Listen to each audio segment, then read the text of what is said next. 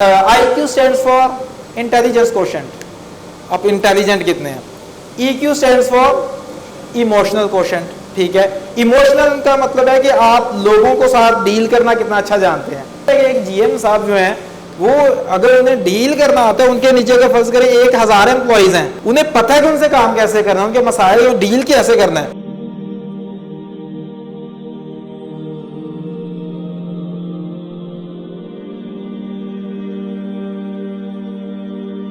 एक और research study हुई और उसमें उन्होंने ये बताया कि IQ stands for intelligence quotient, आप इंटेलिजेंट कितने हैं। EQ stands for emotional quotient, ठीक है। इमोशनल का मतलब है कि आप लोगों को साथ डील करना कितना अच्छा जानते हैं, इमोशंस को किस तरह से बेहतरीन अंदाज में लेकर चल सकते हैं, मैनेज कर सकते हैं।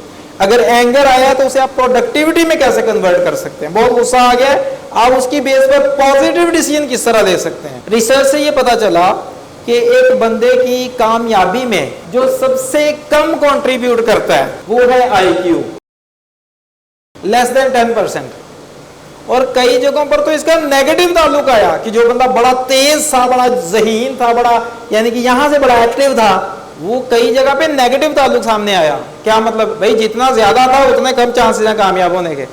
बाज़ औक़ात बंदा अपने आप को ऐसा समझना शुरू कर देता है, कुछ ना कुछ तो होता भी है, मतलब होता भी इंटेलिजेंट, तेज होता है, वो ज़हनी तौर पे बड़ा होता है, लेकिन उसे शैतान पे पट्टियां पढ़ाता है। छाड़ यार, बाकी तो सारे ऐसे ही हैं, जीनियस हो तुम हो और देखो उसके बावजूद तुम्हें लिफ्ट नहीं करवाई जा रही, तो कितना जुल्म हो रहा है तुम्हारे साथ। वो बंदे के काबू आने के चांसेस भी वहां पे बढ़ जाते हैं।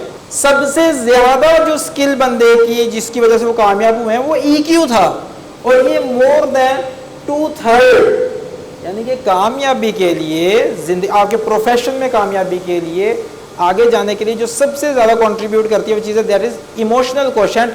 Once again, emotional quotient is all about dealing your emotions and others emotions as well. दूसरों के साथ आप किस तरह से डील कर रहे हैं, राइट। तो ये यानी कि कम अज कम ये जो है 67% बनता है एटलीस्ट, इससे ज्यादा ही था। ये दूसरी रिसर्च स्टडी आ गई हमारे सामने जिससे पता ये चला कि इमोशंस, आप किस तरह से बिहेव करते हैं दूसरों के साथ। दूसरा बंदा आपके साथ कोई हक मार जाता है, आपका कोई लेग पुलिंग कर जाता है, आपके खिलाफ कोई ब्लेम गेम खेल जाता है, आपकी एफर्ट का क्रेडिट खुद ले जाता है। अब आपने किस तरह डील किया, ये है जो आपकी कामयाबी के लिए जरूरी है। किसी ने क्या किया इससे इतना फर्क नहीं पड़ता, उसके बाद आपने क्या किया, ये है जो मोस्ट इंपॉर्टेंट चीज है, राइट। ये दूसरी रिसर्च स्टडी आ गई। एक तीसरा मैं आपको हवाला दे दूं, वो ये है कि येल यूनिवर्सिटी में एक रिसर्च स्टडी हुई। उसमें उन्होंने ये देखा कि लॉ की फील्ड में, इंजीनियरिंग की फील्ड में, इवन के डॉक्टर्स की फील्ड में, इसके अलावा टीचिंग पे, ये मुख्तलिफ एरियाज को स्टडी किया। और उसके बाद उन्हें पता ये चला जो लोग ज्यादा तरक्की करते हैं, तरक्की में जो एक स्किल सबसे ज्यादा कंट्रीब्यूट करती है वो है 85% जो स्किल कर रही है कंट्रीब्यूट, वो है इंटरपर्सनल स्किल्स।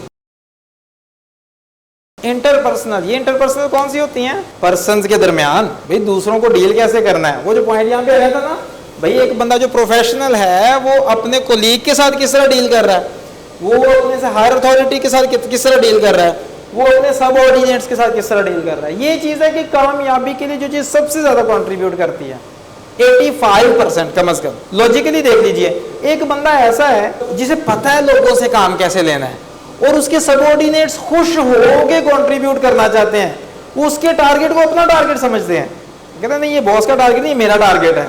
मेरा बॉस मेरे एक एक मामले में मुझे अच्छे तरीके से डील करता है, मुझे हेल्प करता है, मुझे सपोर्ट करता है, तो ये मसला उसका नहीं है, ये मेरा है। वो टीम इतनी मोटिवेटेड है कि अपने बॉस, क्योंकि बॉस ने उस तरह के ताल्लुकात बनाए हुए हैं। देखिए ये बंदा जो है ये इनका बॉस है ना, ये देख रहे हैं कि यार हमने इसके साथ अपनी खुशी के, उसे थ्रेट करने की जरूरत नहीं है। अगर काम ना किया ना तो जनाब 3 माह के अंदर अंदर आपको कोई खुशखबरी मिलेगी। ये खुशखबरी वो कौन सी होती है, भाई अगली जॉब की तैयारी कर लो। कहते हैं ना बाज़ इस तरह भी लोग जो काम लेने की कोशिश करते हैं, नहीं भाई जिस बंदे को वाकई पता है कि इनके साथ मैंने डील क्या करना है, ये भी इंसान है, मशीनें नहीं है, इन्हें मैंने किस तरह से डील करना है, इनके भी एहसासात हैं।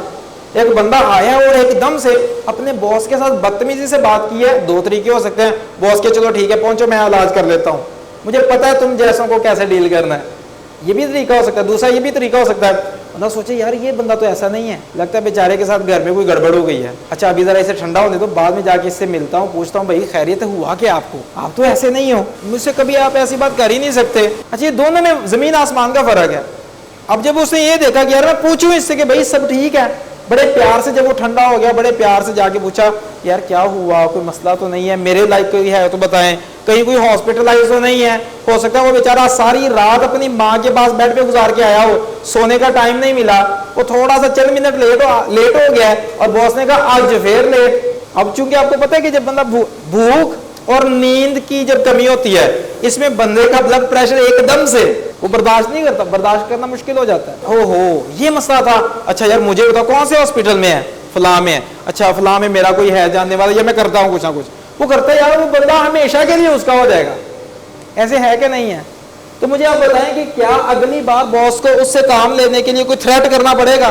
नहीं करना पड़ेगा। अच्छा ये तो यहाँ पे हो गया, इसका मतलब वाकई ये जो एबिलिटी है जिसे इंटरपर्सनल स्किल्स भी कहा जा रहा है, जो यहाँ पर रिलेशनशिप मैनेजमेंट या रिलेशनशिप बिल्डिंग की स्किल है, रिश्तों को निभाना, और जो यहाँ पर आई इमोशनल कोशेंट, ये सारी चीजों में बात वाकई लॉजिकली दुरुस्त सामने आ रही है। आप फॉर एग्जांपल कोई ना कोई आपके नीचे होंगे, कोई ना कोई आपके लेवल पर होंगे, कुछ आपके ऊपर है, ऐसे ही होता है ना। अच्छा अब पॉइंट ये है कि नीचे वालों को तो हमने देखे, उनसे काम लेने के लिए बेस्ट वे हम स्ट्रेटजीज इंशाल्लाह डिस्कस करेंगे, लेकिन हम उनके एहसास को समझें। उसके बाद हमारे लेवल पे जो दूसरे लोग हैं, यार बहुत सारे मामलात ऐसे होते हैं कि हमें उनकी हेल्प की जरूरत होती है, अकेला बंदा कुछ नहीं, टीम के साथ चलना पड़ता है। और क्या फर्क है टीम में और क्राउड में, हजूम में और एक टीम में क्या फर्क होता है? टीम डिसिप्लिन होती है, बिल्कुल ठीक है, एक पॉइंट आ गया। टीम के पास प्लान होता है, सही है, बिल्कुल सही है। टीम ट्रेन होती है, ठीक है। ये जो टीम है वो आपस में वेल निट होती है, वो एक दूसरे के साथ जो है ना जुड़े होते हैं। लीडरशिप होती है टीम में होती है, क्राउड में नहीं होती। डायरेक्शन का पता होता है, टीम के अपने गोल्स होते हैं। अगर मैं आपकी सारी बातों को एक चीज में लेकर आऊं तो वो है कि टीम के पास एक पर्पस होता है, सारी टीम का पर्पस एक होता है। क्राउड में हर एक का अपना मकसद होता है। बस में बैठे हुए हैं, वो क्राउड है एक, ठीक है, जहां एक तरफ रहे हैं, किसी ने रास्ते में उतर जाना है, किसी ने आगे कहीं और जाना है, किसी ने कुछ करना है, किसी ने कुछ करना है, तो मतलब उन्हें आपस में कोई इतना इंटरेस्ट नहीं है। लेकिन टीम जो है उन्होंने वेल निट होके रहना है। क्यों?